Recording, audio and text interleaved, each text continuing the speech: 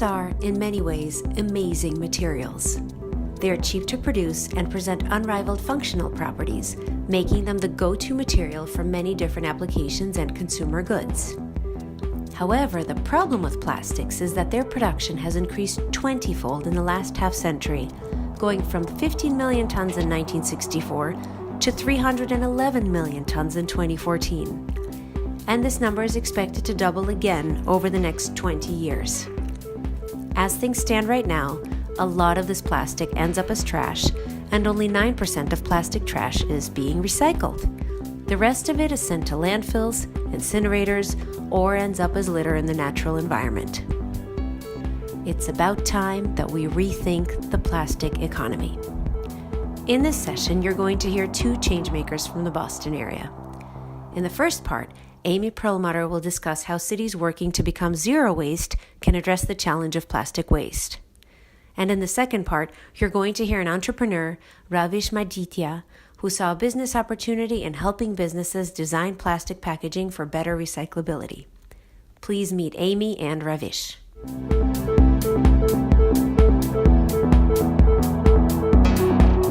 Hi, my name is Amy Perlmutter, and I'm a consultant in Cambridge, Massachusetts, and my practice involves stakeholder engagement and strategy and project management all around green technology. So zero waste and green chemistry are the two areas that I work in.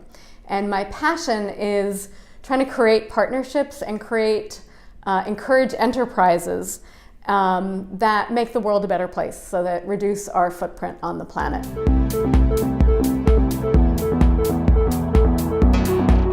So I've worked, part of my career I worked in what's called recycling market development, which is working with manufacturers and researchers and communities to look at ways that manufacturers can incorporate recycled feedstock into their new products. And what I've been seeing a lot of that kind of frustrates me is what I think is a misunderstanding about circular economy. And that kind of market development work is what circular economy is, when in fact, that's really kind of end of pipe, working with to incorporate recycled feedstocks. It's taking stuff that's already gone through the consumer cycle and has been discarded in recycling bins and putting it in, when circular economy to me is really focused more on prevention. So it starts at the design phase, it starts with the manufacturers, and how do we design products in a way that can be less wasteful, and then once that's done, then we look at how it flows through the economy and can be put back into the product.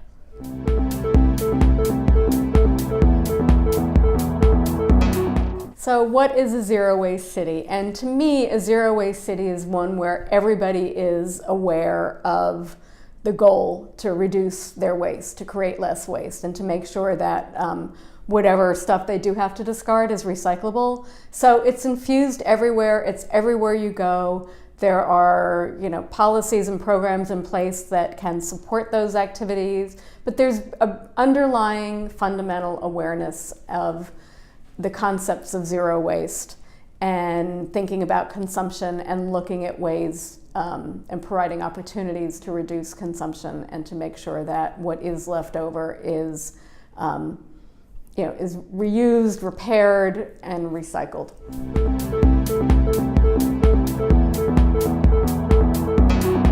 So one of the challenges that zero waste cities are facing is the what to do about plastics. There's a huge increase in plastics, and they become so cheap that we take these products that come from fossil fuels, and we use them for all of a couple of seconds, and we think nothing about throwing them away. And I fear that this is going to get even worse, because with cheap natural gas, new plastics capacity is coming online, and the number I've heard is that there's going to be a 50% increase in capacity to make new plastics over the next 10 years. So what are those plastics being used for? Are they for durable goods? Are they for disposable goods? And how can cities really look at sort of stemming that tide before it happens, rather than dealing with them all after they become litter and waste and clog our landfills and our seas?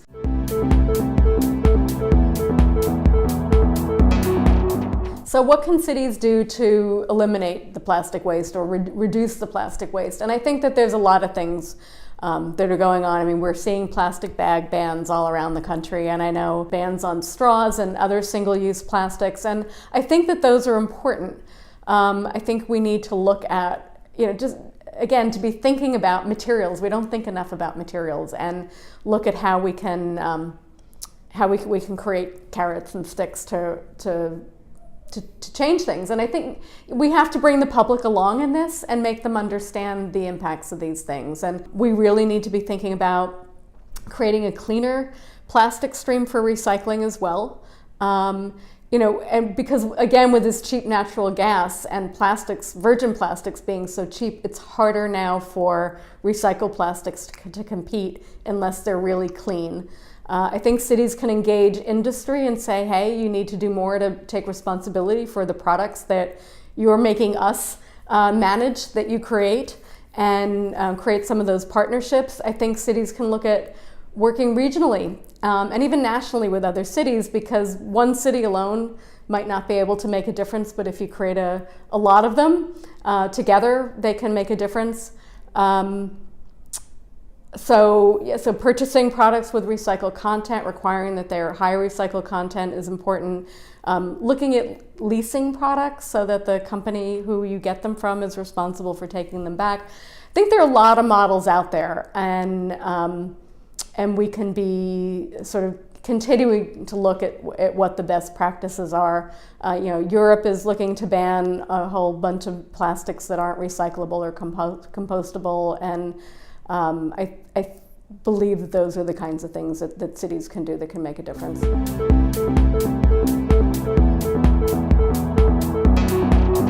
So I know there's a lot of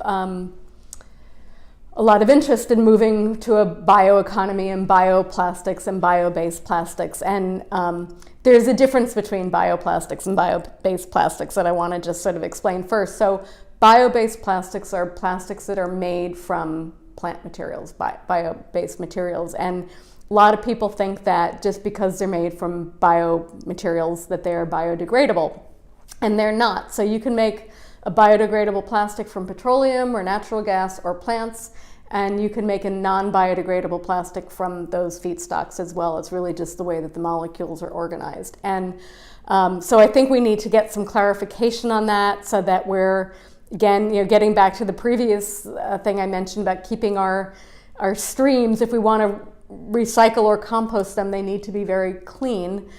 We need to make sure those things are separated, because the biodegradable plastics can contaminate the non-biodegradable plastics. And so, there's a lot of confusion about different kinds of resins, and there's just so much confusion about all of this, and I think we need to settle it. And I think we also really need to look at, are plant-based plastics that much better?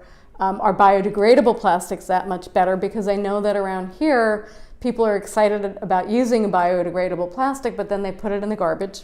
And so what good does that do? And if that garbage goes to a landfill, it can create more methane, which is a problem. The compost facilities here don't want the biodegradable plastics, and the anaerobic digestion facilities don't want the biodegradable plastics. So if we're going to use biodegradable plastics, what are the best uses of them? And to me, I think we should look at what are the kinds of things that are highly littered, and can biodegradable plastics be used there? And even maybe for cigarette filters, because everybody thinks it's okay now. Something happened over the course of the years where people think it's okay to leave their cigarette butts on the ground, and maybe that would be a great use of biodegradable plastic. So we need to, I think, really think strategically about what's the best place for them, and then again, government can create signals in the marketplace that these are the things that we think are important.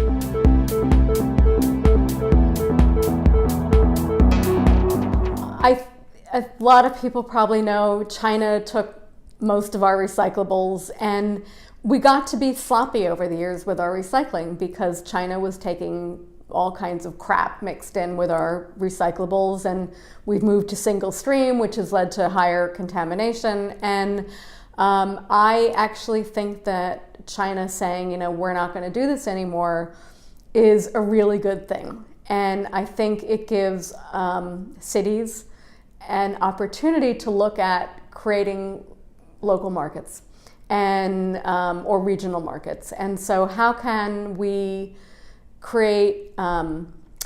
contract with our garbage haulers and our processing facilities so that they're collecting things in a way that keeps them clean, they're processing them in a way that really makes them high grade and usable for markets, and then we can work with our economic development offices to try to attract businesses to the city that can utilize these materials, or work regionally and attract them and use it. And I think, if we can get even small scale businesses, and they don't have to be a big glass plant, they can be maybe somebody who makes glass tiles or some other product out of glass. And same thing, we don't necessarily need a big paper mill, but are there other uses of paper where we can think differently and really attract some small businesses, and then use our contracting power for the curbside recyclable materials to move those materials that are collected in the community to the new businesses that we have, and keep that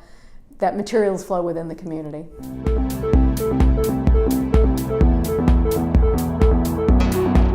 This is something that I'm really passionate about, is creating these partnerships and bringing in as many people as possible, because to make a zero waste city, it has to be infused everywhere. It's it's not just about recycling, it's about changing mindsets, it's about changing the culture, and you do that by engaging everybody you can. And so, I mentioned there should be an economic development strategy as part of zero waste. I think that's really key. But I also think that if there are universities nearby, to engage university researchers in this, whether it's looking at behavior change, whether it's looking at sort of the technical sides of what are some of the things that you can do with some of the waste materials that are in the city, what are some of the new products that you can create, whether it's civil engineers who might try using some of those products in new applications. I mean, it's really endless. And if you've got community groups that might work on job training or helping immigrants or, people with disabilities, what are the ways that you can bring them in to create small enterprises? And again, we don't need to have these big businesses that use everything. What are some of the small enterprises? Could they be making, rugs out of old rags and discarded textiles? Could they be making handmade paper products that could be sold in a local store? So really thinking, kind of small is beautiful, that could work too. So I think, government, businesses, if they're manufacturers there, again, how can they incorporate the recycled materials? Can they make products that you could use? I think, the LEED program here in the States, I think creates a lot of opportunity, because if you use material in your buildings that was manufactured with recycled content and made within a certain number of miles of where the building is, you get points for that. So how can we tie that into LEED? So I think it's this constant thinking about who can we engage, how can we get the message out, how can we raise awareness, and what are the kinds of partnerships we can put together with the public sector, the private sector, the nonprofit sector, and the academic sector.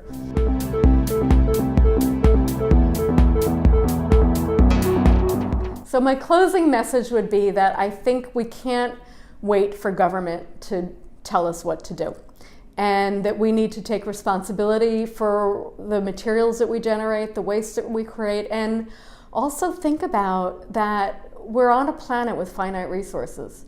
And what is our environmental footprint on this planet? And where do things come from? And where do they go? And one of the things I think a lot about is cell phones, and that we're always upgrading our phones whether we need them or not. And being aware of where the minerals that are in that phone come from, and what the impact is on the habitats where those come from, and on the labor that's creating those things. And so looking at I always talk about where things come from and where they go. And so how do we be more aware of, from extraction, the impacts that we're having on the planet with extraction, through, you know, the way that we use them, and then where do they go afterwards? Are they burned in an incinerator in an environmental justice community, or sent to a landfill that's not, you know, that's leaking or gonna leak in the future? And we need to just consume less and be aware of it and take responsibility. And we need to tell government and we need to tell businesses what it is that we want and what are the products that we want. We need to be the leaders and not wait for them to take action.